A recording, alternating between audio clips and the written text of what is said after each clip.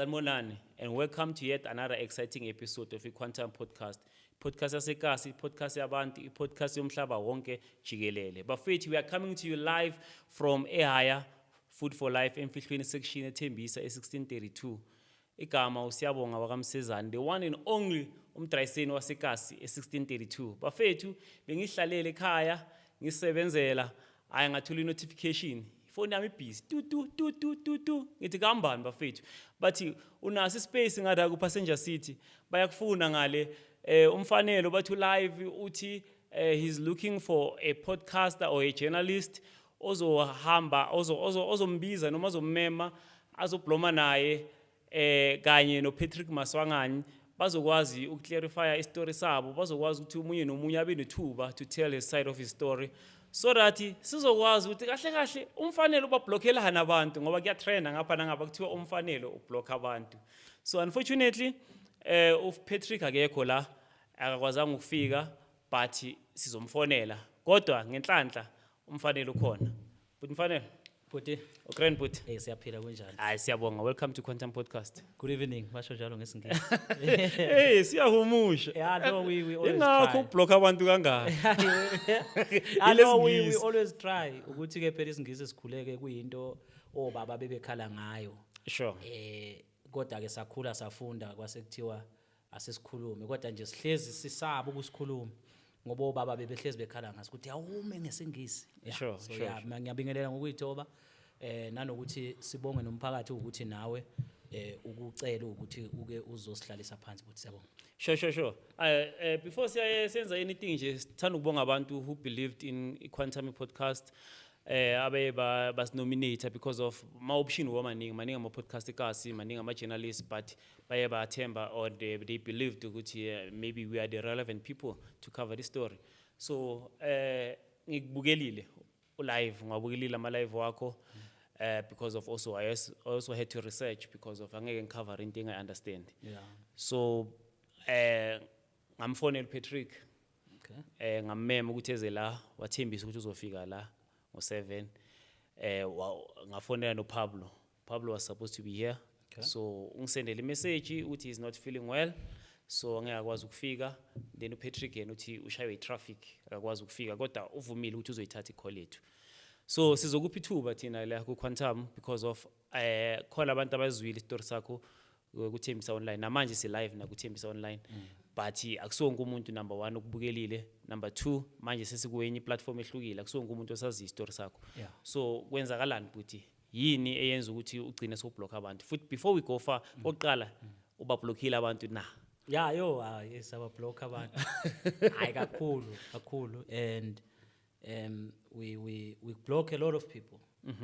But as vele sikblock siyaye engage eqala ngoba sibelieve ukuthi platform yomphakathi.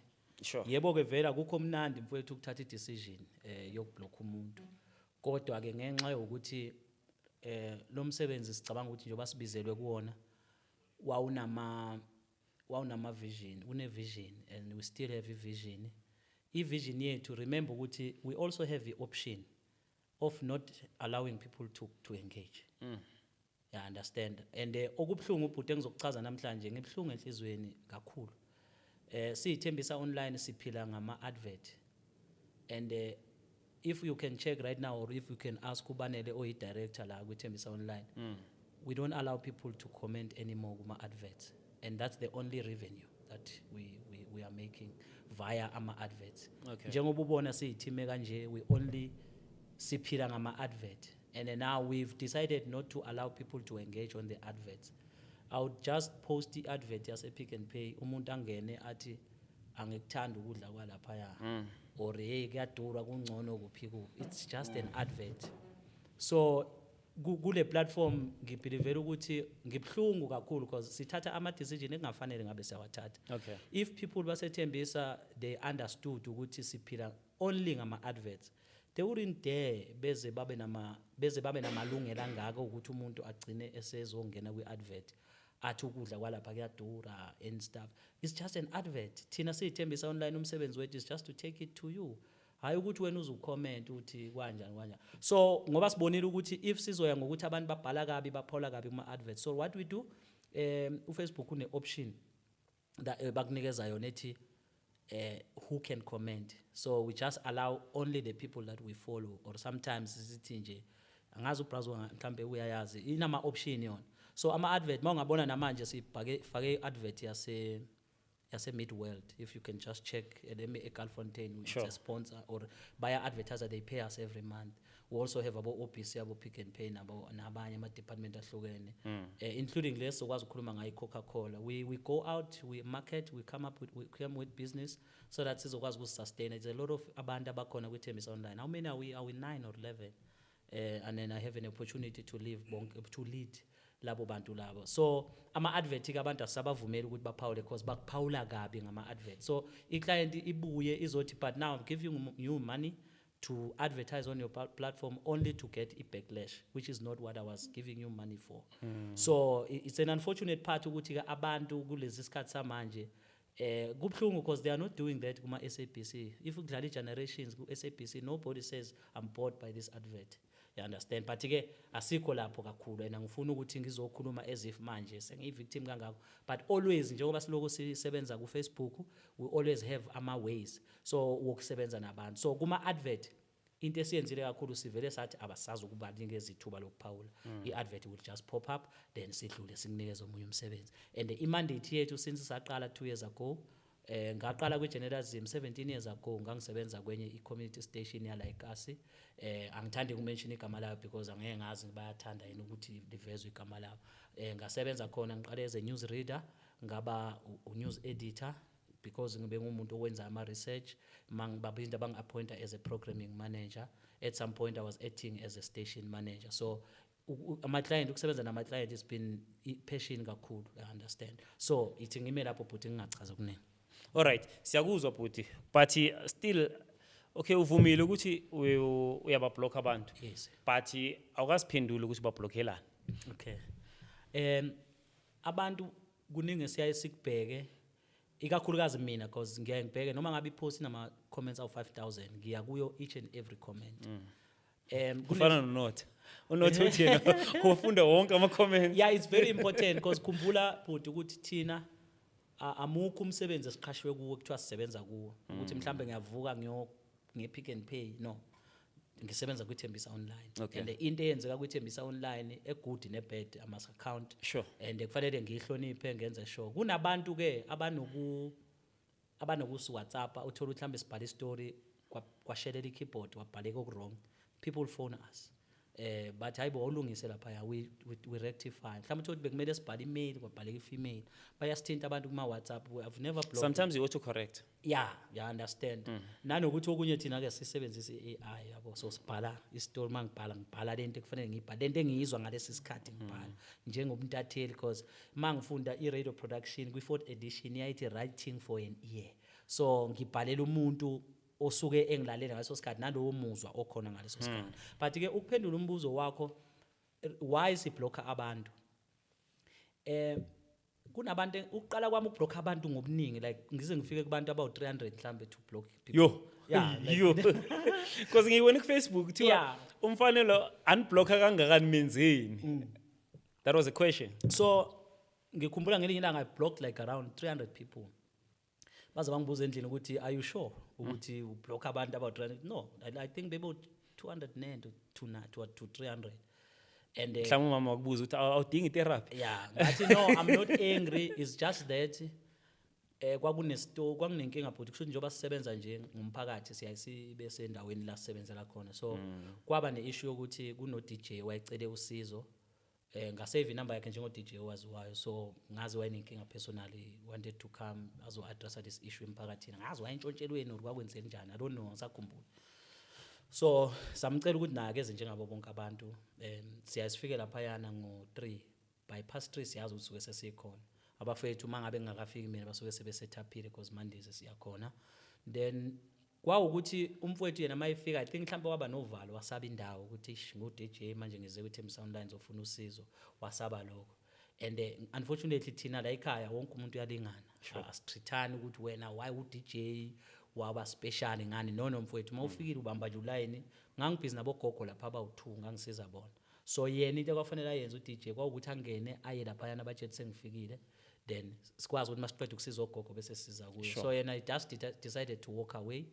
Kushuthi angazi or environment bingekho right for yena or whatever the situation, isinqumo sakhe.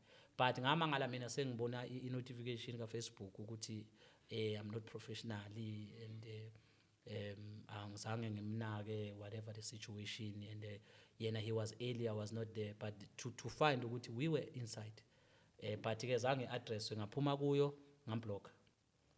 Ngabuya ngingakamblock, abangani bakhe laba abanye aphuza nabo bangena baphawula like abanye yabona, kunokuthi kwesinye isikhathi ukuthi umuntu akakuthandi nje kwayena.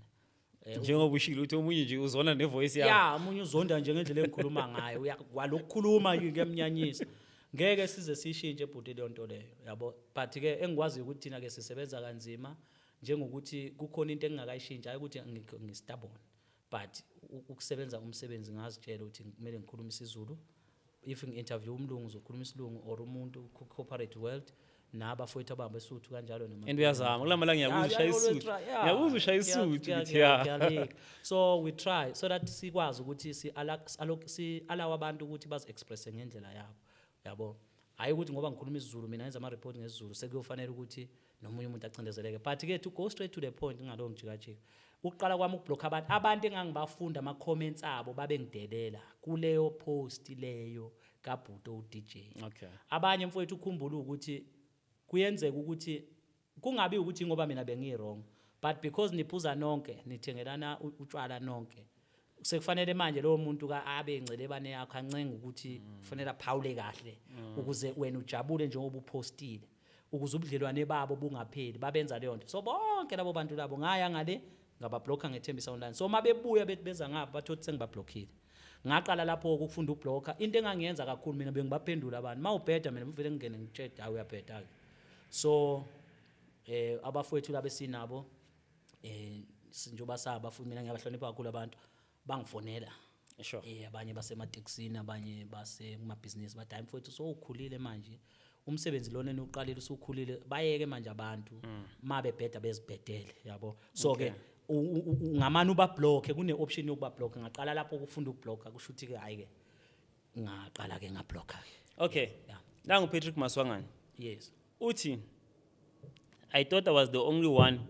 He blocked me on WhatsApp after I asked him to send a message to Tembisa Mall that we want e-hailing to work at Tembisa Mall every day, not only when it suits them. Then boom, I was blocked. On WhatsApp. Yeah. Okay. So kusho ukuthi kunomuntu opostile la, Okay. maka posta ukuthi umfanele ublock abantu. Yes. So uyakhomenta uthi ish, I thought I was the only one angiblockile. Kusho ukuthi sibaningi lo muntu ublocka wonke umuntu.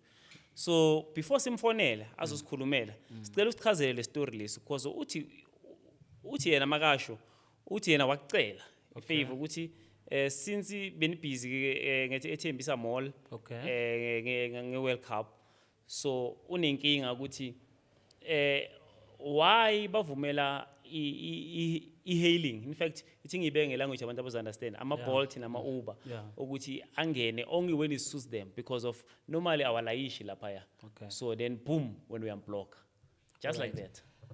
Uthi wayengicela. Yes. Okay. Ngenhlanhla enkulu leyo conversation leyo angisiyeke umuntu ophuthuza ama voice note, kodwa namhlanje ngicabanga ukuthi kubalekile sikwenze lokho. Okay. Wangithumela ivoice yomlisa engingamazi. Sure. Angazi noma idlala 3 minutes or idlala isikhathi singakani, kwakufanele ngilalele leyo voice leyo. Wabuye wangithumela. Unayo leyo voice? Ya ikhona, ngicabanga ukuthi mayikhona abafethu bangayifaka. Ngicela sidla. Okay.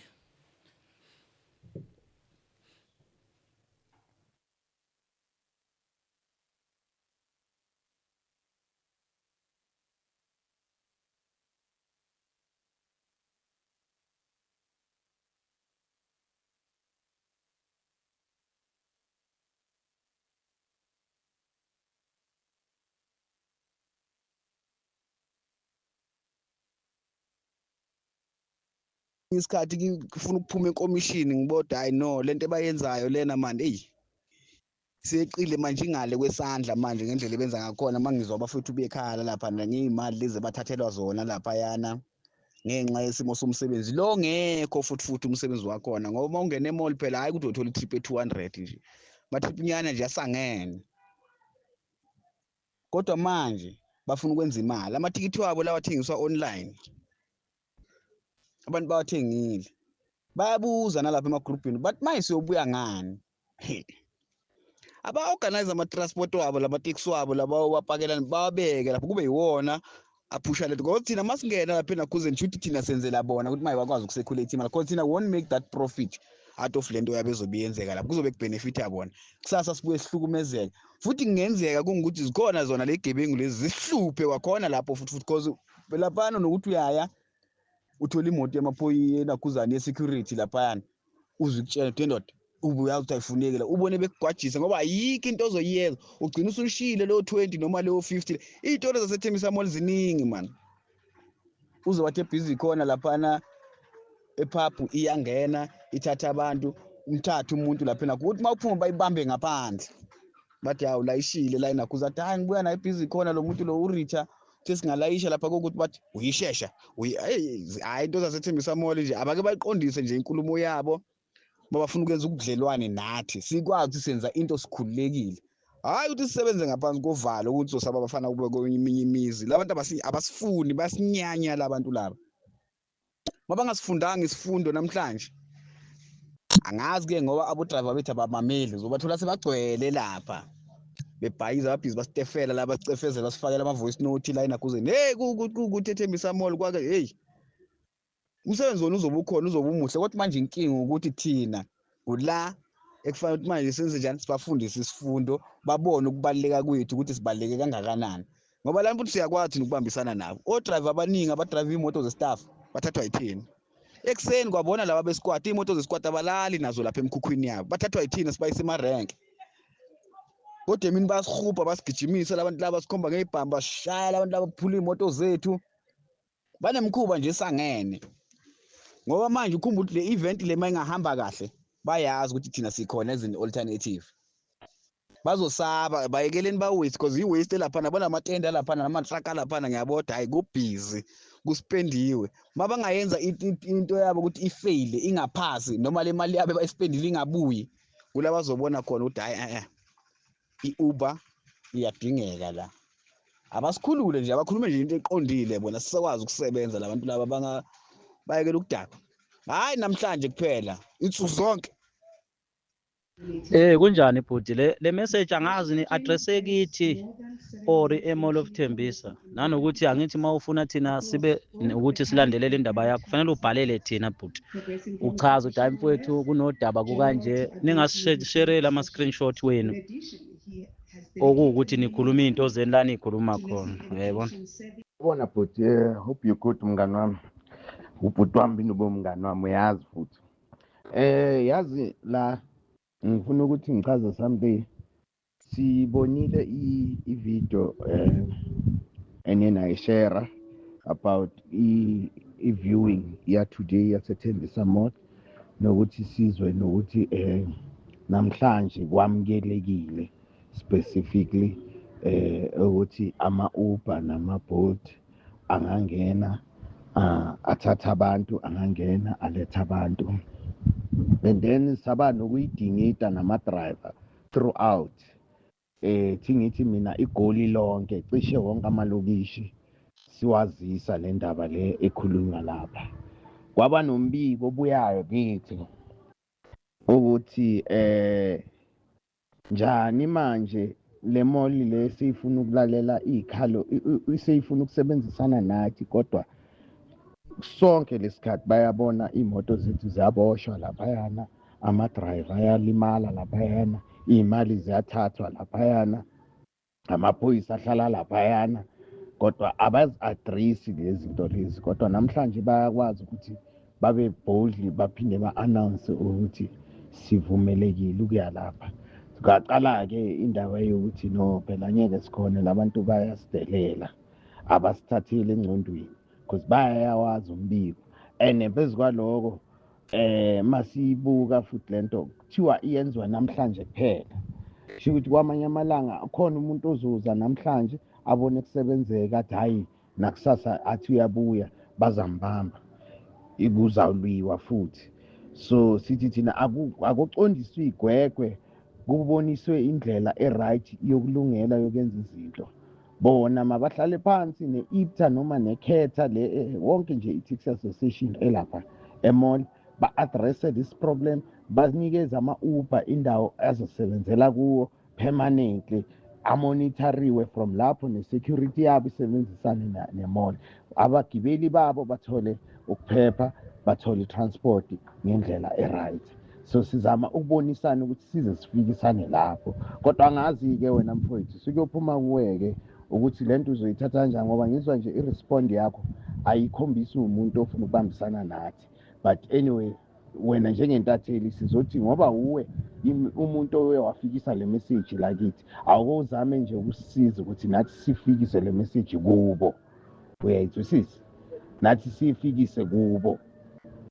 Phakathi awuyivumeli nje nalento abayenzayo. We've been to ama-fan parks when uyazi futhi le uyazi kahle. Mina nawe kwazanini kwami nawe sahlangana ema-7 ephakini la sihlala khona mina nawe.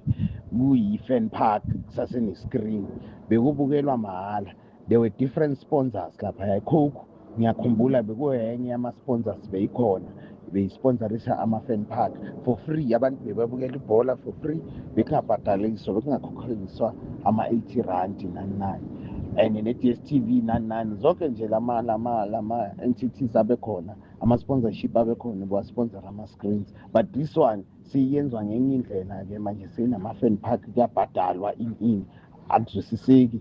So sina sithi sisama-Uber driver sithi no, nawo umphakathi awube neqiniso, uhlala ukhala kithi ukuthi kanti why singawuthathi lapha. Kodwa bazobona futhi bazofuna ukuphinda basuke bahambe baye lapha, abazi ukuthi noma bayale thina singeni ndawo bazazibona ukuthi babuya ngani. Yabona, siyibeka njalo nje. Yazi bhuti, before nje ungifaka ukuthi ngahlala phi, ngazini, ngangazi ini, ngabambisana nawe, ngangabambisana nawe, asikwenze nje kube simple. Kunalento ekuthiwa i-media statement, not ama-open letter esekufanele manje siwapublishe thina. Send me a media statement, nisho ukuthi nina i-role yenu ningobani, nenzani, this is your voice. Thina sishare leyo voice yenu, uyangi-understand? Angingene ndawo mina ngoba manje ngiyabona niyangifaka la, uyayithola. Bekungemina ngedwa bengilaphayana-ke, intatheli uFloyd ubelaphaya, nenye intatheli eKempton Express ibelaphaya. So ngenhlanhla-ke kusho ukuthi nina nibe nenhlanhla ukuthi nilandele iThembisa Online, nayibona-ke ivideo, sabuza leyo mbuzo esiyibuzayo. But the way ukhuluma ngakhona, ukhuluma ngathi manje sine-partnership nalabantu, or nami ngiyiphathi yabantu abaplenayo. Angiyona i-Mall of Thembisa mina. Ma unesikhalo, angisiyi-association. Number 2, angisiyi-Mall of Thembisa. Mina as a person okwi-media, whether ngiyafisa ukusebenzisana nani or not, njengoba ususho wena, send the media statement. Thina si-share media statement yakho ukuthi nina nithini. Don't send me the open letters and voice overs. All right. Ngiyawezwa ama-voice note. Yeah. Ngiyakubona uzena ama-receipt. I believe naye bekeza nama-receipt. But anyway sizomfonela. But kunento engizi-observile la. Number 1, ngizwa ama-voice ahlukile. Akusu umuntu oyi-1 lokhulumayo, lo wokuqala is a different voice. Number 2, this guy keeps on saying wena mngani wami, ma-7 asisonke kuphi. It seems like ngathi nile relationship egrand, ngathi nibuya kude wena nalo muntu. Ngizwa ukuthi usho njalo ukuthi umngani wami. Kodwa kokuxakayo umngani phela ngithi niyafonelana, nike ngixoxe siphume ke sidle inyama mfowethu. Sure. Angaze ngihlale phansi naye ngidle inyama, ngisho ehostel. Abangani bami mina siya ehostel eHlanzeni, sihlale sidle inyama. Abangani bami. Okay. Anginabo ke nabangani abaningi, kodwa abangani bami. Umngani wami ekuyena umngani wami, ngazi ukuthi umngani wami mina useSoweto. Sure. Uyeza mayifikile ngapha futhi ngenza sure ukuthi na kanjani siyahlala sidle inyama. Bese kuba abafowethu ke siphila nabo. Manje ke angikhumbuli ngidla mfowethu inyama noPatrick. Abomhouse engisebenze nabo maybe for 2 years siqala iThembisa Online. Abakaze bezwe ngifunelana naye ngithi mngani wami. Uyayibona le nto le. Angingaphiwa ke, akangaziphi mina, angabi umngani wami, angakuphoqi lokho. Mhlawumbe okunye ngicela ukukucacisa lapho ukuthi kule voice note njengoba ubuza ukuthi kunomuntu engaziwa angimazi lo muntu okhulumayo namanje angikakamazi Okay. mina no Patrick sibanga istatement lento ekuthiwa imedia statement ungezi kimi njengomngane uhamba ufuna ukuyongifaka ungisebenzise njengentatheli angibribe mina angithatha imali yamuntu angisebenziseki ngi-straight forward Sure. ukube kuthiwa bangisendela imedia statement ethi media release with immediate effect bese bebhala ukuthi bangobani babhale leyo nto leyo njengamanje nje mhlambe njengoba besihlezi nawe la kune statement esithunyelwe iSantaco manje esikhuluma ngabo ne department ye what we call ye transport yase Gauteng Sure. ngisithumele uBrazo njengoba sinjalo uzokwazi ukuthi asipost ukusho ukuthi izwi labo laba bantu bakhuluma ngeinkinga zabo beyiSantaco ne department ye Gauteng it's a media statement so if you send me a media statement kulula kimi njengentatheli ukusishicilela nezinye intatheli zesibone kwazi kube yizwi lenu ningafuni ukusebenzisa mina against the mall I don't work like that I'm very neutral umsebenzi wami ake ngenze nje example for that matter angithi uyabezwa la ku voice note mabechaza bathi bona balwa nemall bafuna ukwenza sure ukuthi lapha njengoba kufakwa amatende kuyi fan park ye World Cup ye Coca-Cola bafuna ukuthi leyo nto ifeyile banento abayikhohlwayo mina lapha yabe ngingasebenzi ne-Mall of Thembisa bengisebenza ne-client i-client iubani i-Coca-Cola Okay. i-Coca-Cola Wena uqashwe iCoke. qashwe i-Coca-Cola Awuqashwanga imona. not i-mall Okay, sure. umsebenzi wami njengethembisa online is to shooting spread the word tell people ukuthi ethembisa there is a first of its kind fan park hosted by iCoca-Cola njengoba ububona la amatende mhlawumbe abafowethu mangabe leyo nto bayeva saze sashutha nangama drone kunomfowethu osebenzisa drone naye wonke umuntu senza sure ukuthi it's a paid advert we must make sure ukuthi we pay everybody esebenzisana naye so umsebenzi wabo bona was to discredit domsebenzi bekhulume nabantu njengoba ebhalile kwi screenshot sakhe saku Facebook esithi abantu abangayi kwimall where bibhale uyena leyo nto or discussion abebenayo ningixolele if mhlambe ngiquote wrong but ngizama ukuthi bona imission yabo was to tell people not to go to the mall mina I'm paid by the partner which is iCoca-Cola is a very big brand I respect iCoca-Cola if they pay me umsebenzi wami is to make sure ukuthi kuba impumelelo umsebenzi wabo yingakho wabona abantu begcwele ivideo yakhona ngisakhumbula namanje sasiyenza no Wanda yayirecord wabo Mhawu nabo Asisip it went to 152,000 views Sure. you understand it shows ukuthi i-client was happy when we send the insights i-client ibhadala imali yayo ikhululekile because umsebenzi abasicele ukuthi sibenzele wona unjani Nowenzi. uphumelele uyimpumelelo abantu bebegcwele kwipark labantu bona bebengabafuni ukuthi baye kwipark bayileke ngoba kubalekile ebhuti ukuthi uma ngabe usebenza thina into esiyenzayo we look at economic opportunities Okay. sithembisa online sisebenzisana neCoca-Cola angalanga ke bhuti ukuthi ngithi sizosipublish istory mawulalela ivoice note yami ithi senda ini imedia statement Sure. ngicela ukusho ukuthi why ngithi uPatrick akasende imedia statement Okay. number 1 uPatrick uyiyo yonke into ekhona emhlabeni you understand ngizokukhuluma lokho namhlanje ngoba yisi isikhathi sokukhuluma ene nami ngize ngidideke ukuthi lo muntu kahle kahle uyini lo muntu lo mhlambe namhlanje uzokangiphendula umngani wami mina ngiqala ukumazi hayi njengomngani ngangiyofuna ukhansela what 78 kwathiwa no umuntu okuyena ozokhuluma okuyena committee elikhulumayo la kule ward uPatrick Maswanganye uye iward committee lika khansela jikijiki nini uyispokesperson sika khansela sekujikile uyi-ANC manje futhi uye useyi-Action SA you understand so mina abantu abanjalo no sekuuye futhi sengisendele message useyi-Bolt angazi ukuthi bayinhlangano noma ngiyaba respect abantu don't mind but mangithi senda imedia statement ngizothini mina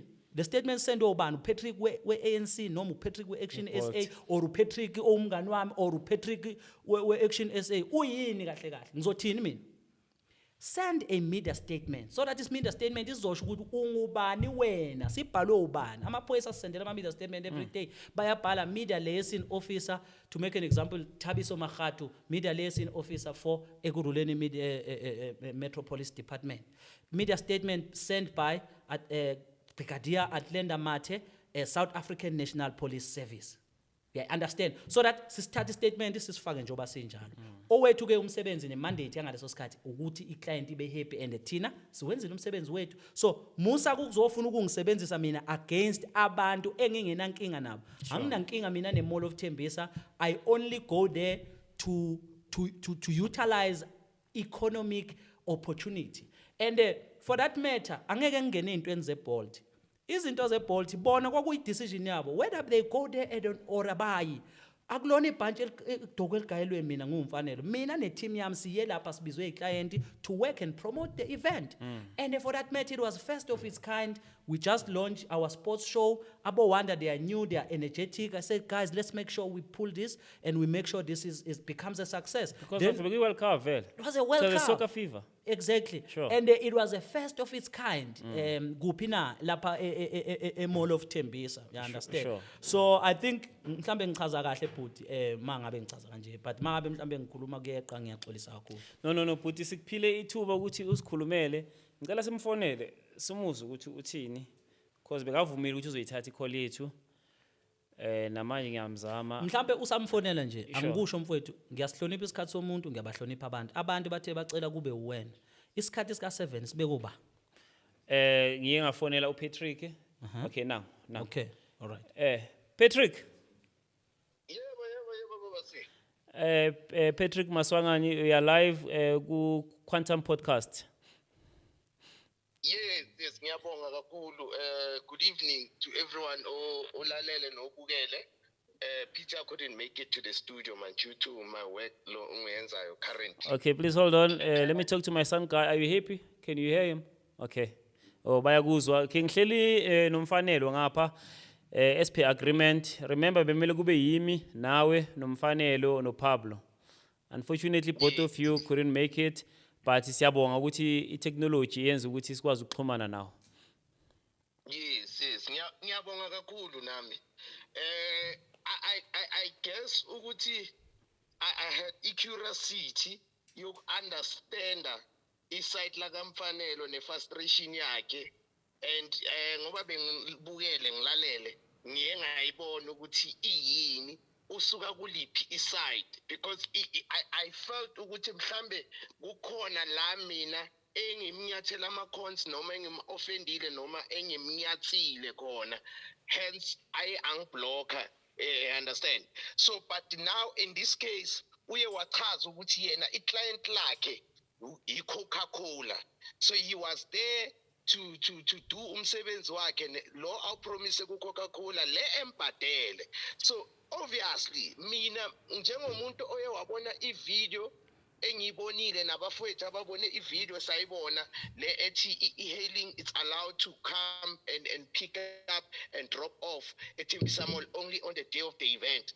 sithathe ngalendlela esithole ngayo thina asizanga sazi ukuthi yena uze ngani simthathe as intatheli ehlala njengoba hlala intatheli simazi ayintatheli but manje ukwazile ukusitshela ukuthi no I was there being paid. I was not there as iTembisa Online as in a journalist. So mina benginenkinga yokuthi uze yena athi kuze yena aze angiblock size sibe naloku khwebhana lokhu kube wasifikisa la sikhona beyisuka phi le ndaba we understand so but manje ngiyayithola iclarity but let me just come deeply into it ukuthi mina from eqaleni ukumazi kwami mina umfanele from Tembisa Online ngikhulumele kakhulu kulesimo esikuso singasabuyele emuva kakhulu ngoba sesichaziwe into eziningi mina ngimazi ayintatheli and I believed ukuthi any event ebakhona whether it's big or small or it's charity or intatheli has a right by virtue of being a journalist, you have a right to go there, capture it for the community because you feel ukuthi community ingalendle. And I believe ukuthi if there's different views as a razor with members as a community, you still have a right to raise them. However, ucorrect makachaza ukuthi uye wacela I-media statement ephuma kithi Uya-understand? Ukhuluma iqiniso kuyiqiniso loyo nto leyo uyichazile kimi njengoba ne-voice note ichaza.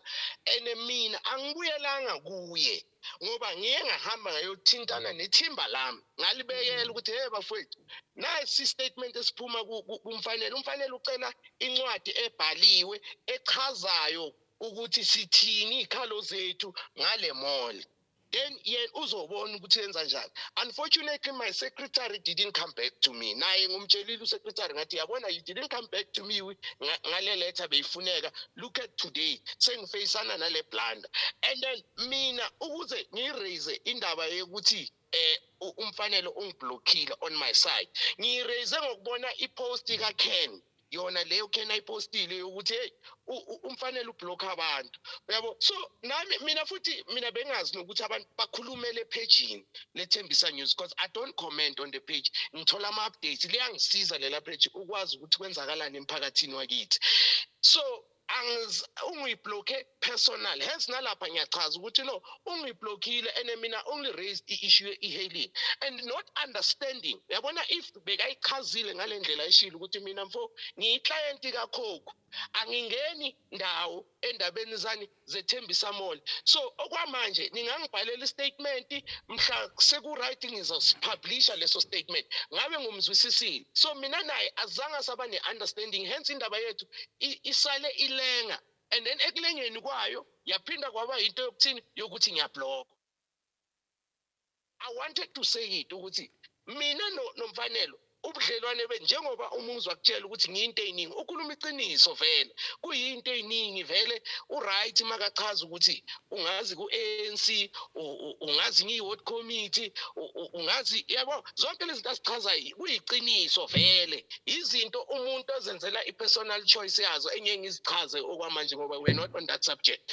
But however kuyadingeka ukuthi yena njengentatheli eyaziyo umsebenzi wakhe achaze izinto zicace kimi abone mina ngami ukuthi ngithini kuye mangabuyi kuye ngingam-offendanga. There's no need yokuthi we catch strays. There's no need for me to catch strays.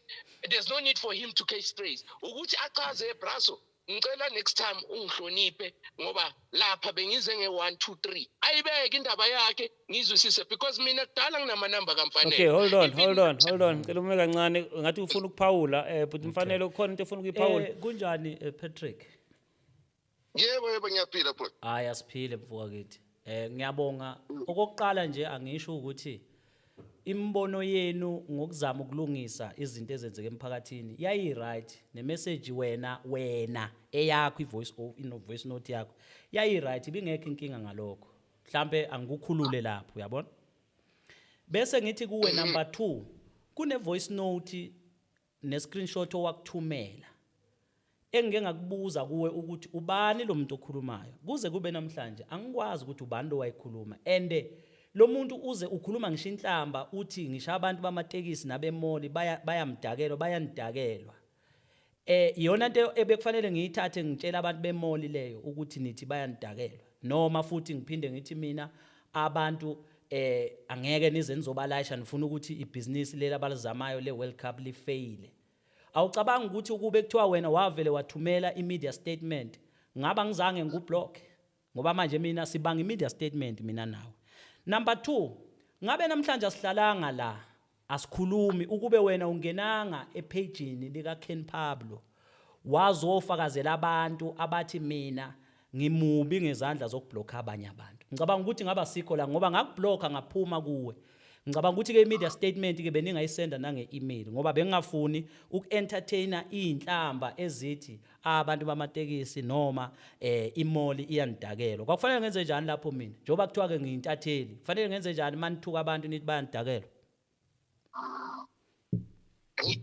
Ngiyayithanda lento oceda ukuyiraise ke manje ngoba mina ngisende i-voice note ngendlela amanye ama-driver ayichaze ngayo ngayiletha kuwe ngale frustration leya engiyitholile kwamina from other drivers which you felt ukuthi this is wrong and namanje mase uyichaza uyiphawula ngiyayibona ukuthi vele ibe nokuthukana ibe nenhlamba phakathi i-wrong kodwa leyo into wena njengoba ngiyisende kuwe personal bekumele uyibuyise yabona njengoba ungitshela manje uyibuyise injalo kimi ukuthi endod hayi izinto eziso mina ngeke ngizithatheni kule voice note oceda ungisendela oqala njengobusha angimazi lo muntu uyishilo I think leyo system kuyathukanwa la akusiyinto engayithatha le for ngicela ungabe uzoba professional nami yonke into ayize ngombhalo siphume kuyo understand so mina you need to understand ukuthi into engise ku Ken bengana clarity mina ukuthi why ungiblockile I was also confused because inhlonipho engihlala nginayo kuwe inkulu kakhulu and I call today so I was shocked ukuthi why suddenly out of the blue but manje ukwazile ukuyichaza into details ukuthi no kuze ngikubloke wena ngikubloke ngenxa yokuthi ungisendele voice note yomuntu othukanayo ongafundisi indaba kahle ene isendwa uwe but so ngabona ngcono ngikublock ene mina ungikhuzanga kuloyo mistake kulelo phutha engalenza lelo langa bengiliyenza ngalo yangizwisisa so yiko mina namhlanje ngibe nalokuthi no we need to clear the air because angikhona ukuzwisisa ukuthi mina ngiku-offende kanjani uyayizwisisa but manje uyangichazela ukuthi no ungisendela i-voice note yomunye umuntu okhulumayo owudriver wami omunye wethu oye wachaza owabe nenhlamba and lento leyo wayifeel ukuthi akusinto ongayipublisha yizwisisa so now I get to say what I am mfowethu ngiyaxolisa kuloko bengazi ukuthi lento izokubamba offside but ngoba seyingasakuphathanga kahle ngicela nje siphume kuyo ungasayipublish uyangizwisisa ubudlelwane bethu kungabi into ephelayo because angizazi mina kusasa mina ngisase umfana omncane ozamayo empilweni angizazi kusasa impilo izongibekaphi angazi ukuthi wena ngizokudingaphi ngoba uyilungu elikhulu kakhulu emphakathini elidlalayo very important role as usho ukuthi uPatrick uchange njalo ukhuluma iqiniso as we speak right now mangayibeka kahle kune proposal efike kimi ngobuningi ukuthi asike sicaleni i-team sicaleni soccer team ezoba khona ezo-assist ezongakwazi ukuthi isize nalabantwana bakwazi ukungena naku-PSL in the long run ngathi yazini abantu they are busy proposing this soccer team thing and kula ngizodinga abantu abanjengani ngoba ngizodinga ama-sponsor ngizodinga uyi-stakeholder automatically so mase ngenza izinto ezinjalo ziphumelela or ngithi ngenza izinto ezinjalo ngifuna usizo ngizomdinga umuntu ofana nawe eduze kwami angidingi ukuthi ngize ngibhene the bridge yobudlelwane bethu because mina nginankinga nomfanelo anginankinga nomsebenzi eniwenzayo ngiyawuthanda ngithi awuchubeke kuye phambili ngiyayiqhenya ngawo ngiyiqhenya nangamanye ama-group nezinto nabantu nje abayenza kahle emphakathini so angifuni ukuthi kube ngathi mina ngime ngi-stumbling block to i-success yasethembisa noma yabantu basethembisa hence ngithe asihlaleni etafuleni sike siyichazeni siyidinga ideni le ndaba ukuthi yikuphi la sinyathelane khona ama-cons alright before sifika lapho bhuti asimuphi ithuba naye futhi aphawule mfanele ngiyakubonga mfowethu lokho kushoyo futhi nami ngiyakuhlonipha lokho kushoyo yingakho mawungathi uyabheka ipage lethembisa online mawubheka lapho ngakuwe liyavela ukuthi awublockiwe khona lavela ngiblokwanga awucabanga uzibuza isizathu sokuthi why ungablockwanga epageini njengoba ngachaza ngathi ngiblockwe ku-WhatsApp ngoba ipage awukaze mfowethu kwipage ube nenkulumo elumelayo noma inkulumo enohlevana uyayibona lonto le ngizama ukuthi ke uma ngabe wena usuzotholakala kuma page adiscussa ngami nala kunabantu abangithukayo ukhala ngoblockwa nawe lapho bese uzoveza izinto othi wena personally iku WhatsApp kusho ukuthi nawe ufakazela la abantu othi baya ngiyabablock kusho ukuthi mfowethu mina ngiblocka umuntu ngokwesimo saleso sikhathi yingakho nawe ngikublocke ngenxa yenkulumo elumelayo enenhlamba engeke ngikwazi ngisho ukuyilalela nendodakazi yami endlini ngoba nithuka abantu bamatekisi nithuka abantu basemall uyayizwa le nto leyo yingakho ke ngagcina ngokuvala ngemessage ethi thumelani i-media statement ke mfowethu kube nayithumela nanamhlanje ngabe sayipublisha ngoba emall siyakwazi ukuya khona sizothi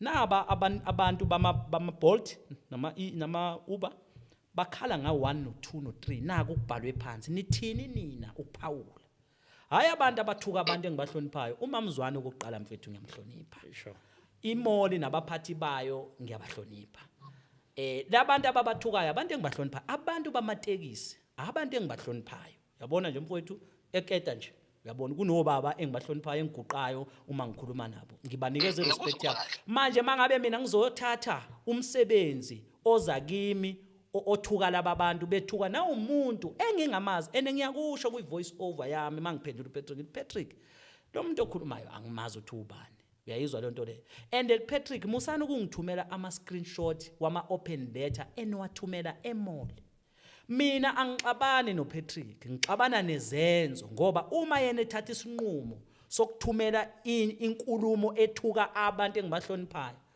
already labantu enele nkulumo iziyasho ukuthi akuyophazamiseka ukusebenza kwamabhizinisi lapha ya ngenxa yokuthi bona abeneme angisiyo umuntu oyibandakanya nalezo zinto mfowethu yingakho ngingekho kuma politiki uyayizwa le nto le into ediscredita abanye abantu angihlangani nayo ngicabanga ukuthi namhlanje ke uyayithola ke impendulo ukuthi ngamblokelana angikaze ngithi emphakathini uPatrick waba mubi mangokuthi inkulumo yami niye nayifunda angizange ngithi uPatrick waba mubi mina ngithuswa ukuthi ngibona uPatrick usebhale kuma page ubhala ngami ufakazela ukuthi mina ngiblocka abantu kusho ukuthi into engiyenzayo iwrong yena yini engakayinuka amakhwapha awubona uwrong wakhe naye uyayizwa lento le musu ukufakaza epageini la kunabantu abangithukayo yabona nje kunamantombazane lapha ya angicasuleka bayangithuka and angikwazi ke mina umuntu wesimame ngiyamhlonipha kakhulu angikwazi ukuthi ngizothi ngiyabaphendula ngoba sebekwenye iplatform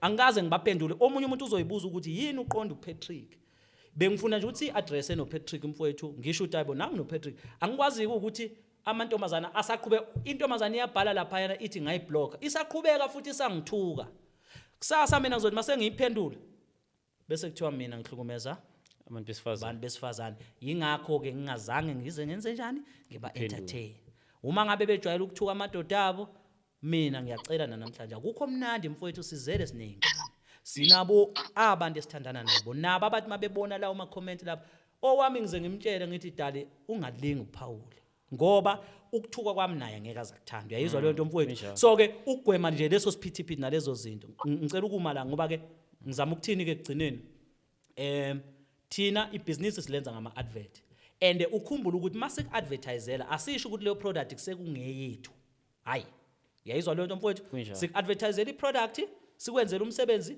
usibhadale siphume kuwe ngeke ukuthi namhlanje ngoba kuthiwa se-advertiser iCoca-Cola kusasa iCoca-Cola mayisinenkinga sesizosaba ukuthi sizokhuluma naye sizoyigxeka ngoba naku ibi-advertise izolo asisebenzi kanjalo u-advertiser namhlanje makunenkinga namhlanje sibuyela kuwe sithi hey umphakathi uyakhala la sikhale ngiyabona all right but I wish you were here njengoba besivumelene bekuzoba lula kakhulu usikhulumele la but I'm glad ukuthi sikwazile ukukuthola ngefoni but remember more than everything this is not just ukuthi ukhulume your side of your story nomfanelo but more than everything ukuthi sibe ngamadoda sikhule and make peace. Exactly that was my point. Even nale voice ngingayenza sinti voice video ye live engiyenze ku wall yami ngachaza ukuthi mina like okuningi kahle kahle angazi kodwa mangabe kunala ngayenza khona wrong ngithanda ukuxolisa njengoba ngichaza ukuthi kuningi ekusahlelwa esisengathanda ukuthi sisebenzisane. Okay ngicela singa generalize nangu umfanele ukhuluma naye direct. Yes njengoba ngachaza na ku video yami ukuthi if kunala nginyathele khona ama cons nganganyatheli kahle ngithanda ukuxolisa kuwe mfanelo ukuthi no mina angina any personal agenda nethi kube ne misunderstanding ngithi kimi angizange ngathola iclarity eclear ukuthi ngimoshephi kodwa manje ngiyayithola and ngithini kuwe ngithanda ukuxolisa lapho nakubalandeli bonke nangale comment engiyenzile ku Ken if ingakuphathanga kahle nakhona ngiyaxolisa inhloso yami bekungasuku offender bese kuchaza nje ukuthi nami ngimangele angazi kodwa namhlanje ngiyazi uyabona manje angeke ngisathi angazi ngizothini ngiyazi ngoba sengifundile ukuthi you know what ezinye izinto kumele umuntu ukushuthi mawuzenza or mangabe zenzeka ujule entweni ukuthi ukwazi ukuthola ama clarities ulungise la ulungisa khona amaphutha ayenzwa yithi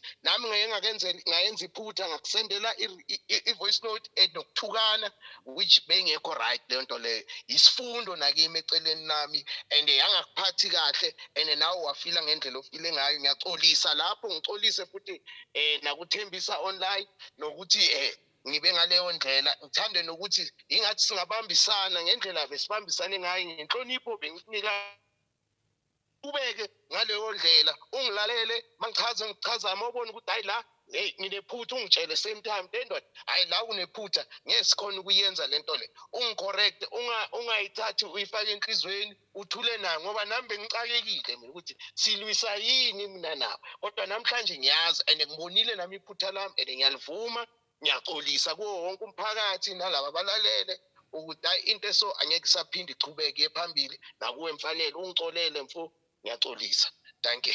Okay, cha kezwakala mfowethu ungakaphumi uxolo ngiyalamukela angisiyeke nomuntu onokubambelana ngamagqubu futhi nje kahle kahle bengaxabeneke naye uPatrick ngangimblock nje ukuthi ngiavoid izinkulumo njengoba sengichazela ngifuna ukwanda kakhulu kodwa mfowethu ngicabanga ukuthi kuyithuba elihle manje ake silungise leyo ubungane mfokakithi mina ngabe ngiwuye yini umngani wakho kanjani mfowethu asixabani lapho uzofanele ukhulume ngoba lapha ko Facebook ukhuluma ukuthi mina nawe sabangani siyazana anginankinga mfowethu mina ngiyakwazi ukwazi kodwa leyo ukuthi wena usuwumngani wami and anginankinga nokuthi ungaba umngani wami awuyicacise mfowethu sabangani makwenze njani ngoba ngikhumbula iPatrick ngikufonela nje ngihlalele mfowethu ngigqoka isikhindi mina sengufonela sixoxa noma ngani angikhumbula mfokakithi or mhlambe ngihlushwa umakoti endlini sengichaza leso simo hayi lutho angikhumbuli. Yazi mhlambe mina ngisuke ngaconfuse ini mhlambe mina ngisuke ngaconfuse lokhu maybe mina ngisuke ngaconfuse lokuthi sengibe nama event amaningi ngiseduze nawe sibe nje naloko kuxoxa kwaleyo event kuhlekwe ngaleso sikhathi from Boma one man show kuningi nje esibekubo the charity events nani so mina mhlambe bengibheka lo babudlelwane lobo ngayithatha ukuthi hayi lo umngani wami umfowethu yebo sabantu abasebenzela umphakathi mfowethu asingaconfuseani la kuma social media yabona ngoba mawusuthi umngani wami kodwa ngingakaze ngumeme nje sike sidla ibrayi noma kuthiwa ngiyabhedea okokuqala nje Patrick ngisho kuthiwa ngine birthday angikhumbula ungisendela imessage uthi happy birthday lapho Tsanibe njengomngani wami uyabona manje mangabe usuzothi wena kuma social media ngumngani wakho uyayiconfuse leyo nkulumo ufuna ukungenza umuntu engathi manje konke esibangayo uyayibona webhuti. Mina nawe sisuke sisebenzela umphakathi kakhulu sihlangana kakhulu ekusebenzeleni komphakathi so mina ngoba awusiyi umngani wami kwawena nje nothi uzalwa nini birthday yakho angiyazi mfowethu angaze ngihle ngishiye ikheke lakho njengoba uthi kubantu umngani wami onjani ngakaze ngidla ibirthday yakho mfowethu kanjani ngempela hayi khona kodwa mina makuvela imbobo ake ngikhohle mfowethu mangenza akusikinga sabantu abasebenzela umphakathi hayi uthi umngani wami usukutshela abantu ukuthi umngani wami wena wakwayidla birthday happy birthday yami no kulungile bafethu singayisi kude because of what I love about this ukuthi you manage to make peace so singasayimushi anyone that you are friendly with is your friend. Thank you guys. No sibongile kakhulu futhi sibongile kakhulu ukuthi uthathe call yethu though we're disappointed ukuthi awufikanga la because of the reason sichitele to 7 o'clock is because of wena we wabeka isikhathi saka 7 ukuthi 7 o'clock uzoba ukhona la. Aspeace baba siya manyazi mawusebenza nomsebenzi we-e-hailing lento ngeke uyipredict uzositshela ukuthi ngizoshaya iround ngiyojika lapha ngiyabuya ikuthathe ngikhuluma nawe ngise-Cosmos City ngihleli la ngicakekile and ukusuka ngapho ubuye ethembisa elinye ipetrol so kumele umuntu azame asebenze until azabuye lokushini kodwa ngiyabonga kakhulu manje ngibonge kakhulu and ngiyaxolisa kuwe nawe siya ngokuthi ngaveli e-studio but thanks a lot ukuthi usinikeze le platform na how you handle things you didn't choose side you chose facts and wachaza wasinikeza i-platform e-sharp kakhulu for both of us thanks a lot and nakuye ufanele thank you. Yeah, Patrick, Yebo. ayikaba ngazi le uzoyithatha kanjani kodwa bafowethu ake silwa nendlala la yabona into esilwa nayo musana ukuthukuthelela yonke into bafowethu economic opportunities yabona makuthiwa wozani nizosebenzisana emall bese niyasuka la abantu nizokwazi ukuba nizobanqoba kanjani nikude nabo fanele nisebenze nifike naniqeda ukusebenza bese nithi kubona hayibona ibonile nizolo sisebenze kahle kanjani bese bathi yebo usuyazi nokuthi ubani umuntu obethe abantu abasebenze lapha yana umphathi bese uhlala naye phansi uthi hey wemphathi bese inawe izolo sisebenza la siboltha abantu la ubonile kusebenzekile athi yebo bese uthi ke thina lento ikwenze yenza ukuthi sondla imndeni yethu is an economic contribution eniyenzile bancome uyayizwa bese manje uyabangena uthi kubo yini lento singayiqhubhi Sure. uyabona why lento singake sizame kube into lokho iqhubha ngalona niphikisana nayo yonke into kunonthuka abantu hayi sondela kubantu mfowethu ukuze ukwazi ba influence abantu yabo ubancoma abantu uzuncome nenwele uthi awu what a beautiful hair uyayibona into lo ajabula umedem lapha yana bese uyamngena akunikeza ibusiness wondla ingane ubhadala abasebenzi osebenza nabo impilo iqhubeke osiya nabo benza ama podcast abo kudlule babizwe nabo kuthiwa hayi last bese nothembisa online akeze usiya kulokhu naye afika athola isinkwa lapha yana uyabona Sure. ungene kumedem uthi beautiful uyayibona hayi ukuthi usuyashela cha beautiful nje athi ukuhleka mfowethu uthola imali ngoba inhloso yethu ukuphila njoba nani nincenga nje kwiBolt siyanthanda abafowethu abasemateksini bonke nje sabathanda mina nginankinga Sure. abafowethu kodwa mina mangibhedela ngizokublock Sure. yeah Alright, lalela ke Bhuti, siyabonga kakhulu Bhuti. Njengoba umfanele ashilo ukuthi angaze nadla inyama together. So manje ke mina ke ngiyapropose asambe siyodla inyama nomfanelo nawe sithathe nesithombe to show people ukuthi we made peace. No, leso sipele sibe khona vele ziningi idombe zakhe nami kuhole yami. Hayi. Sifuna lesi ke samanje seprove ukuthi sigrand. Siyabonga Bhuti ke ube right mfethu usebenze kahle. Mina ngavailable. I'll make time for that one. I'll make time as long as singazi ukuthi ilanga lesonge isikade so. Before dlule lapha kadle usuthe lapha Ungasitsheli ngeBolt ukuthi hey akwazanga ukufika hey traffic hey Cosmos City. Siyabonga Bhuti usebenze kahle. Thank you, man. Thanks a lot. Ngiyabonga. Bhuti yeah yebo Bhuti siyabonga kakhulu mfethu ubudoda lobo yebo ayikho edlula le because of maloko sikhwebhana njengobusho ayisize nganext ayisibenefit nganext lento le kakhulu so it's very important for us to make peace and move on sikwazi ukuphilisana injalo mfowethu so khona bofisa mfisa ukupower ukusho mfowethu ukuthi isinkwa sikhulu kakhulu sure thina njengoba sikwazi ukusebenza no Coca-Cola ngiyafisa mfowethu ukunibona nani ngelinye ilanga sihlephulelane imali ke ikhona banayo nakhona lapha emall banayo imali ngiyafisa ukuthi ngelinye ilanga ama economic opportunities la sihamba khona thina sikhule singaka nje kuno NR abasifundisa mfowethu abakwenza ukuthi ngikhumbula uShimza ngangemshutha ngefoni namhlanje ngimshutha ngayo yonke inhlobo yecamera mfowethu yabona nje le camera encane u42,000 sure from a phone okukhomba ukuthi ngikwazile mina ukuncenga abantu bakwazi ukuthi bengilekelele njengoba ubona nje sinethimba abafowethu abakuyibona abashutha abasebenzayo nawe ngiyabona mfowethu ngiqala nokwenza i-makeup namhlanje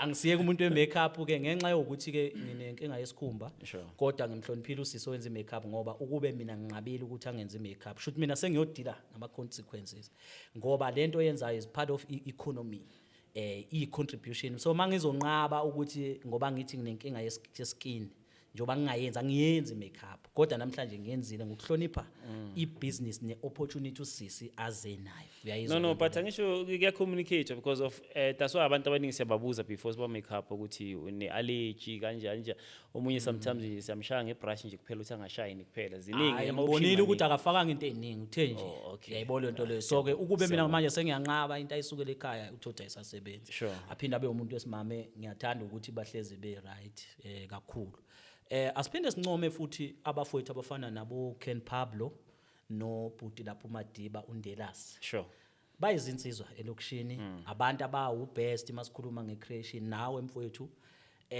mina ngithanda iprogress ngithanda ukubona abantu beya phambili thanda I'm not perfect zwile abanye bangibuza ukuthi wena innocent ngeke mfowethu uma umuntu ophilayo nanokuthi futhi uma umuntu ungeke ufane nemali imali angithi sonke siyavuka noma ungathanda siyayithanda uvuka noma ungathanda kodwa ke akusibo bonke abantu ukuthi bayasithanda mfowethu asikuvumele lokho sikwamukele Uma ngabe mhlambe enkulumeni zami futhi kunabantu abayaye bengathandi noma mhlambe ngikhulume kube ngathi ngumuntu ongaphekwa abanye abantu hayi cha bafethu ayibencane ayidlishela ngisiye lo muntu loyo ukube kuthiwa ngangakhethile nokuba intatheli ngabe nginamahloni kakhulu ngabe ngumuntu othanda nje ukuyihlalela endlini ngiyibukele nje ama-video uyayibona lento so ke ngizama ukuthi uphaya mkhulu kakhulu bafowethu ethembisa ama-content creators njengayo uKen Pablo into engiyibonga kuye kakhulu mhlawumbe uzozibuza naye ukuthi yini lento oyibonga kakhulu ukuthi ukwaze ukucreate i-platform yabantu ukuthi bakwazi ukukhuluma ngokukhululekile Sure. It's very important ke leyo nto ke kwi-media uyangithola ngoba umuntu mhlawumbe uzosaba ukukhuluma kweyami i-platform noma kweyethu nabafowethu uyayizwa leyo nto ngixolisa kodwa yena akazange angithuke yabona mfowethu leyo nto ibaluleke kakhulu yingakho ngeke ngize ngivuke ngimblockile ucreate i-platform for people to engage and express Sure. ama-views wawo that is important kubhlungu-ke mase kuzoqhamuka abantu abafana noPatrick-ke bachazayo okay it's fine nalabo sisi abavumelayo ukuthi-ke bengithuke mina ngiyaye ngizame-ke into esiyibanga kakhulu nabantu abaningi kwi-platform yethembisa online ukuthukana yayizwa mfowethu ngisho usungena ku-inbox yabo uma ngaku-screenshothela ama-inbox wabantu mhlampe abe u-20 ngiwapostela ku-online umuntu sithi mind your language on this platform mabe ngake beveza ama-response abo abantu besifazane umuntu ubhala into ethi nje mind your language on this platform akuthuke mfowethu azakuthuke ngamasende ngixolise nje uyayizwa leyo nto leyo abantu kwelabo uyayizwa leyo nto ngixolise nje ngalolo limi Hayi kodwa ubhuti Phakela uthe akusihlamba le. ya uyayibona leyo nto mfowethu bese mina ngiyayibuza ngikene mina ke ngiya research ngisebenza kakhulu nalabo amaphoyisa ababizwa ukuthi crime intelligence ngiya research mfowethu wena uthi ukucomment sengiyazi ukuthi ubani wakwabani usonta kuphi udla nobani ugroove kuphi ngileyo nto nje ngisebenza lowo msebenzi ngiyabheka nto bese ngiyabona hayi makuumuntu enginokubona izithombe zakhe eziningi or umuntu nje enginokubona usematshwaleni makwenze ngenhlanhla ngithola inamba yakho hayi kuwese lapho ngithola nokuthi ukuphi yayibona leyo nto leyo inamba yakho ya register nini rikha kanjani yonke leyo information leyo umsebenzi sesiubheke yabona uyi risk wona kodwa ngizama ukuthini ke umuntu avela kuthuke akutshela ukuthi ungazongitshela ungangixwayela marete how ngokuthini ngokuthi mind your language on the platform bese kufanele ngenze njani mina nami ngiphendule nami ngikuthuke Cha. ngenzani ke mina ke Block. ingakho namhlanje ke siyilana Alright, before sivala mfethu kunento ezimbala ngingafisa ukuthi sikhulume ngazo Yebo, bhuti. ngizizwe ku live yakho. Yeah. Ngeke ngakhuluma nge-safety yakho last time ngiki-interviewa la. yes So nguzothi baye bazama ngathi ku-kidnapper kanjani. Can you share that story? kusho ukuthi ngithola ikholi kwakuphuthuma nje bahlezi befona bephuthuma abantu hey say how are you I'm good can you talk I say no don't worry I got your number from the pastor we are looking at growing businesses in the township and you were chosen as one of the fastest growing business you are employing people and you are on the eyes of the people every day we would like to make a very good investment in your business. Okay, and say, what is that investment about? They say, no, they send me a website check. We are the world, what fund? Yabo. I said, no, but I really feel we can't discuss such matters. I thought about relax, it was a very planned kidnapping. So, akhuluma sichaza ubani wakwabani. Ngithi mina no, we are interested. Bese ke aqala abuza ukuthi what do you need? In terms of equipment and everything. No, we have like an equipment that cost around $500,000 that we use, but I don't think we need much of an equipment. It would be just additionally. Mhlambe ke bangafaka in terms of staff nama salaries. But then, or if kuukuthi funding yabo is only based with equipment, sesingakhuluma ke sibone ukuthi mhlambe singayithatha le equipment, but it's not something that we need. Asidingi equipment. Yabo ukuphesha nje lapha nalapha na so ke bese yena ethi kimi no let's talk about it then we'll find a way can we meet mina ke ngiyangithi abantu abezithembisa ne come sinabo baba abasigadayo there's a security company 24/7 it's called Dibata Security and Risk Management even ngisho ngilele endlini makunento engayitholi nje bayafika within 9 minutes or 4 minutes they come. Sure. They make sure whether namanje njoba ngihlezi nawe nje njoba ngiphethe ifoni yami la 3 seconds nje ngayi recharge. Yeah, ngiyazi ukuthi I'm exposing, but now remember ukuthi noma mina yami ngayiphethe khona abafowethu, so they can always do that. Sometimes bayakulandela. Like mhlawumbe let me just make an example, you see? You see your account already, it's an emergency. So if ngiyayivumela, it goes to them, it calls them automatically. So when you can take my phone or basende the location in Ngupi, what's happening. So that is the kind of security scenario. Then kunaba baba bofana nabomlia baphinde babe semateksini banama security companies. Kunabo baba futhi. We also captured him here. Yeah, so banabo benza sure ukuthi si right. But ke ngenhlanhla enkulu ke asihamba isidelela abantu ukuthi manje sekuthiwa sisaba ukuhamba njengoba njengamanje njengoba silana nje ukuthi sekuthiwa siyasaba. Cha, asihamba isidelela abantu, siyabahlonipha abantu. Siphila nje nabo baba, siphila nabo mama, siyabahlonipha bonke. So now what happened ke ngale ndaba bese kufika ke usuku lokuthi athi lo muntu let's meet. It's okay, we can meet. Then what is your location? No, I'll share the location, anginikeze address. Maye nginikeze address, into engiyaye ngiyenze ke mina before ngiphume endlini, even noma ngestorini ngiyayichecka kwi map ngibheke indawo enjani, mangase kwenzeke kune emergency singaphuma ngakuphi. I've done that. So now when I was doing that, ngithola ukuthi this place isolated. So is the last line ye Pomona. And izindlu and from lapho isiganga, it's isolated. Automatically kufike kimi ukuthi no, that's not the place ongaya kuyo without checking background inayo yonke into.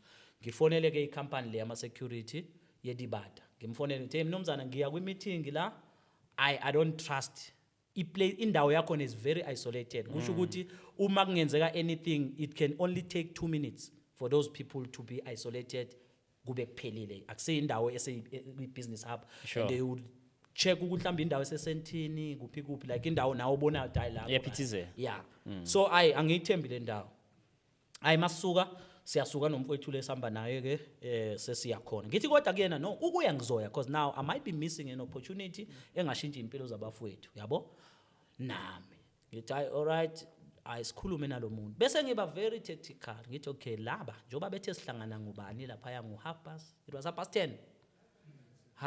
Ngo-10 or ngo-11. Okay. Let me go an hour earlier so that ngiyibone le ndawo.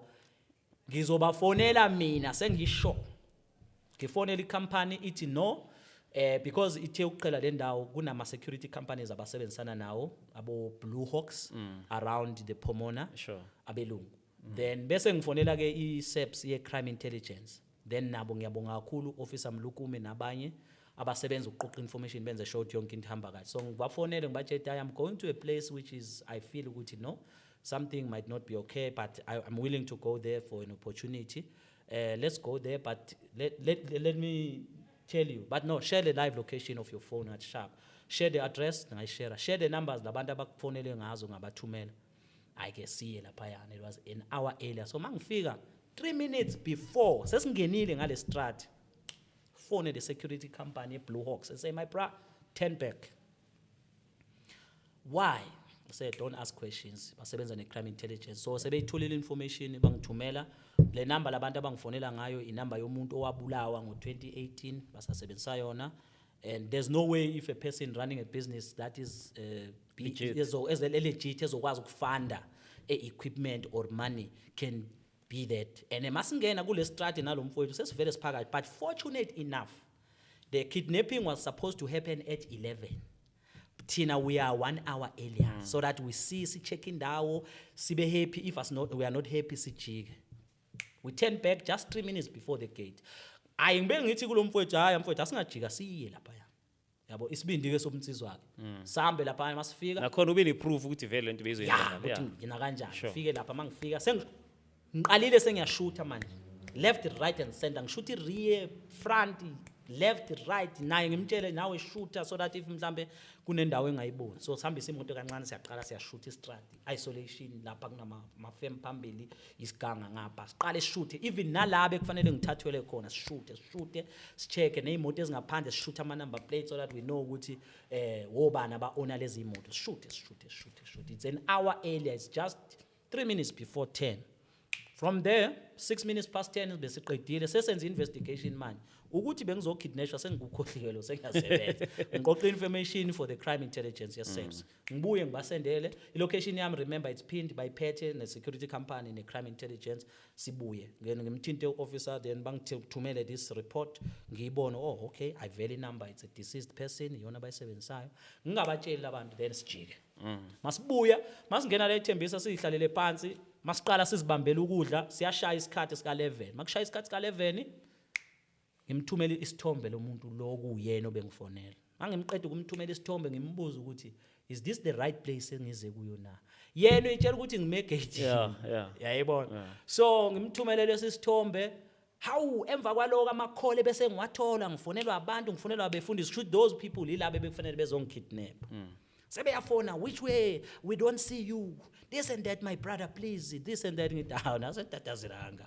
phela mina ngitshelwanga ukuthi all this guy siyaqala yena said no I'm running late I'm in a meeting pastor so and so will phone you bangifonele ngale number mabe ngifonela ngale number ngiyigrab ngiyinikeza amaphoyisa ayicheck nawo athola ukuthi no ayirekwanga ngisho ukureka so ngizihlalele manje sengizidlela ukudla ngiziphuzela udrink bona bayatatazela bayitshela ukuthi sengilapha ya then they went there mabefika was an hour earlier than them mabefika namhlanje bakaze babuye bangifonele so it went that's it so umthetho ke amaphoyisa especially the crime intelligence and task team and security company they work very hard abantu abenza sure ngesafety yabantu nayo yonke leyo imagine ke if it was not for umuntu ofana nami okwazi ukucabanga ukuthi nangaleyo nhlanhla noNkulunkulu nedlozi so yeah that was the story.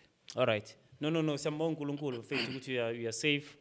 And obviously more than everything nje iskela is important yabo because of lento ifundele into ubuntatheli uyifundele so that's why ku easy ukuthi uobserve ukwazi ukubona ingozi sesekude and ucheck lento oyishoyo ukuthi uyachecka before endaweni ukuthi ke mangashuba ngizobaleka kuphi kuneba kuvaliwe kuphi broom gate ngakuphi makuthiwa ke kuyashuba then ke sikuzwile ke ukukhuluma ukuthi abantu bayakufonela abantu bayenzani nini so if umuntu ubona istory because umunye mina ngimzwile athi ke yena uPatrick futhi athi ke wathi makabona uMinister of Education wakufonela wakutshela wathi woza ngapha and stuff so nina nisebenza kanjani Thembisa online mangibona istory ngireporta kanjani kini mawungena lapha page there's 2 numbers okay. Kabanele is a creative director sure bese kuba yeyami I only have one number Banele une number 1 sure now la abahlezi bezama ukwaheka every day but ke siya survive athina because we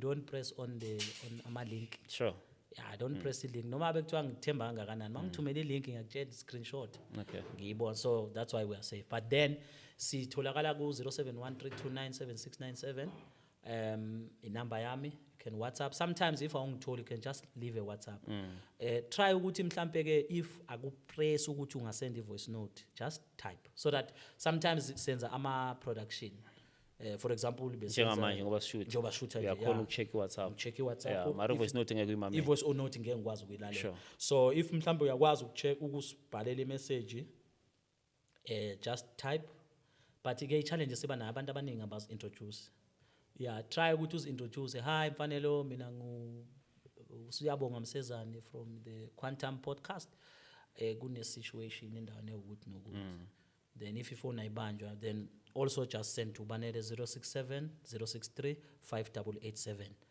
naye uyatholakala but yena ke siyaye sicela ukuthi ningamhluphi kakhulu because uyena umuntu obheka ibusiness abantu bama business abafuna ukuadvertise ama invoice nani uyena umuntu obheka lezo zinto but then mawusubona ukuthi kuyapressa umfanele wamthuli ungamzama mawube nenhlanhla uthola ukuthi unokuzwa sithi asesipho Fikland Derek Phukela banomunye sihle ngwini uthola ukuthi uyabazi abohanda ke abokhodi nabo ngakhuluma nabo but for entertainment ama artists abantu abafuna ukufeature uThembisa online entertainment you can also call us and or if uyamazi ukhodi ungamthinta naye ukhulume naye sports uwanda ukhona you can also contact us Sipho Fikland if you happen ukuthi uyabazi it makes your impilo yakhe ibe lula but if ukuthi mhlambe you just want to feature on sports kuwanda or entertainment we artist ufuna sikuphushele ibrand yakho just kenzeka unreject abantu akwenzeki but okay umuntu esimrejectayo uyi1 ilo ovela athi niyangisiza noma ningisiza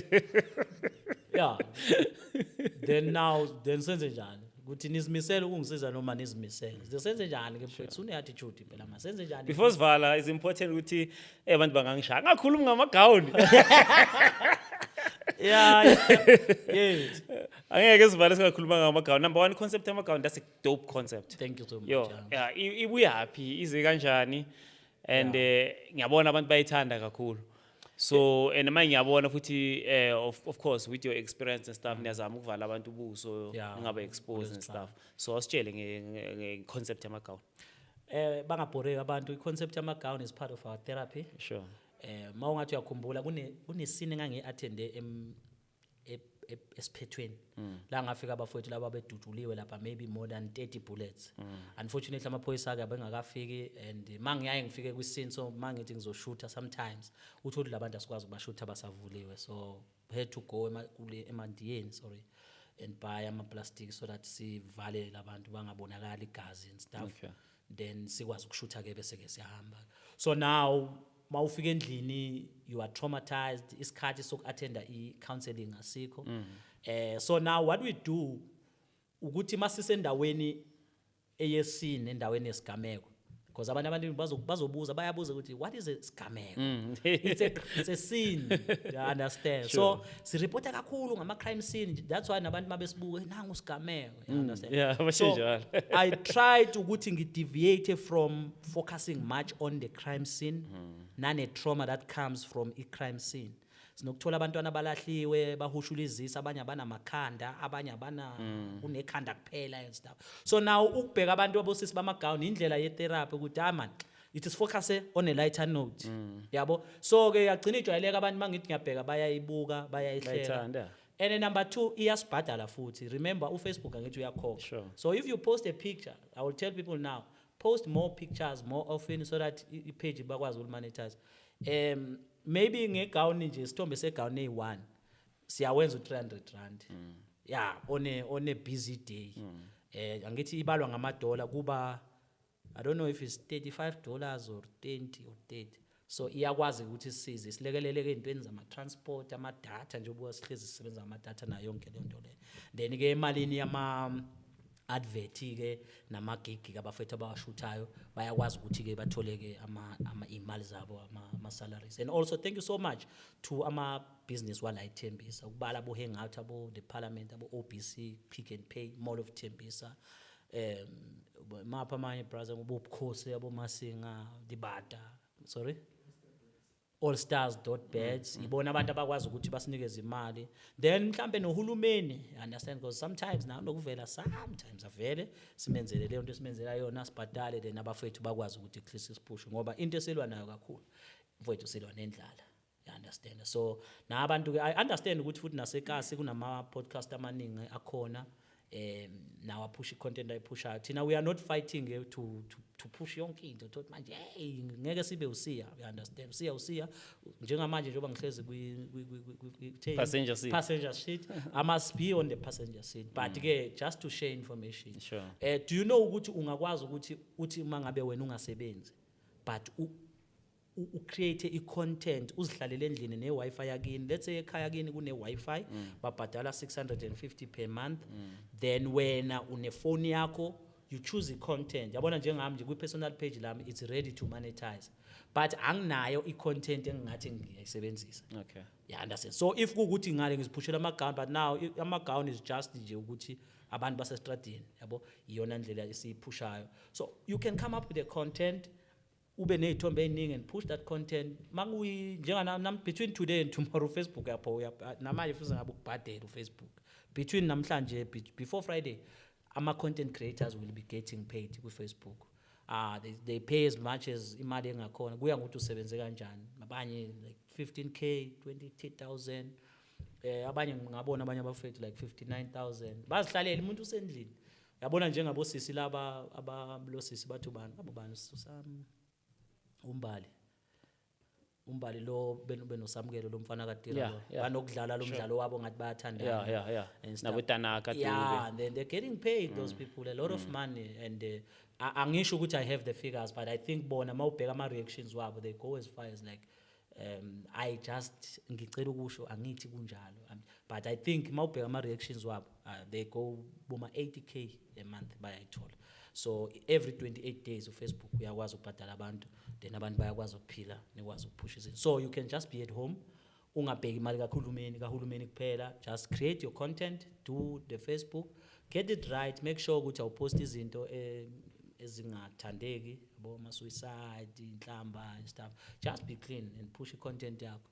Hence sometimes nathi njengoba sithuka kangaka yabo. Khona Okay. kulungile. Yeah. Yeah. No, siyabonga bhuti, Thank you so siyabonga. much. Siyabonga kakhulu to our subscribers at home. Abantu abayithanda i-content podcast abalandelayo, siyabonga ukuthi nisinominate, siyabonga ukuthi nisithembe ngale platform. Siyabonga nawe bhuti ukuthi uvume ukuze uzocleara i-story sakho on our platform. Yes. So yeah, in closing, please just look at your cam and bese uyazivalelisa. Mhlambe nje usishayele into edume ngayo, usitshele ngesigameko.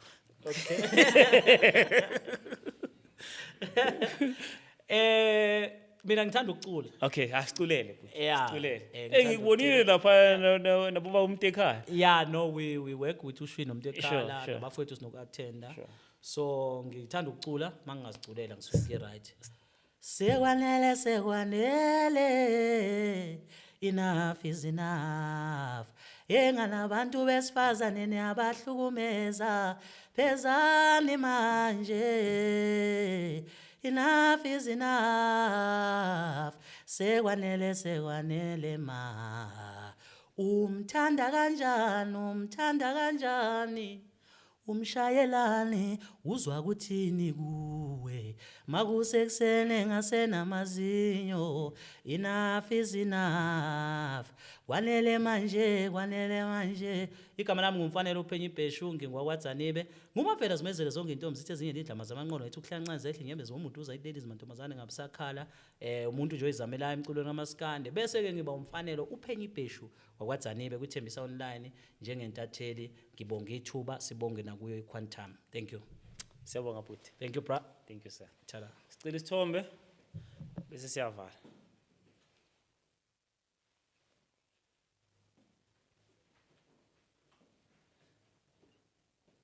Because of the light, but it's just zonke.